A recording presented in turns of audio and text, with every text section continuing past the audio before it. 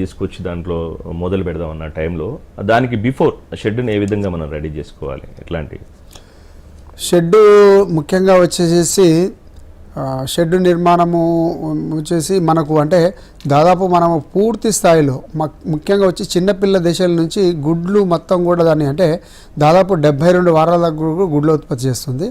అట్లా పెట్టాలనుకుంటే రైతాంగం వచ్చేసి దాదాపు 1.5 అంటే 1.5 చదరపు అడుగుల స్థలం అనేది ఏర్పాటు చేసుకోవాల్సి ఉంటుంది.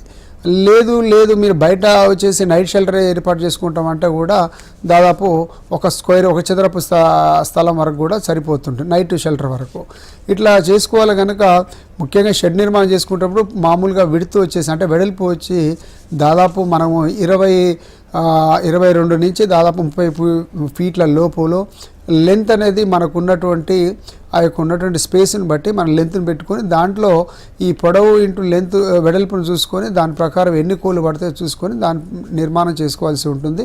కిందంగా వచ్చేసి ముఖ్యంగా రైతాంగము తక్కువ ఖర్చులో పోతారు కనుక ముఖ్యంగా నేల పద్ధతిలోనే పెంచుతారు. ఆ నేల పద్ధతిలో పెంచేటప్పుడు ముఖ్యంగా రైతాంగం వచ్చేసి ఈ ఎర్రమట్టి ప్లస్ ఈ ఎర్రమట్టి ఇంత బ్లీచింగ్ పౌడరు ఇంత సున్నం కలిపేసి దాన్ని పర్ఫెక్ట్గా నేలంతా కూడా అలికేసేసి కూడా ఆ నేల పద్ధతిలో కూడా పెంచుకోవచ్చు అండి.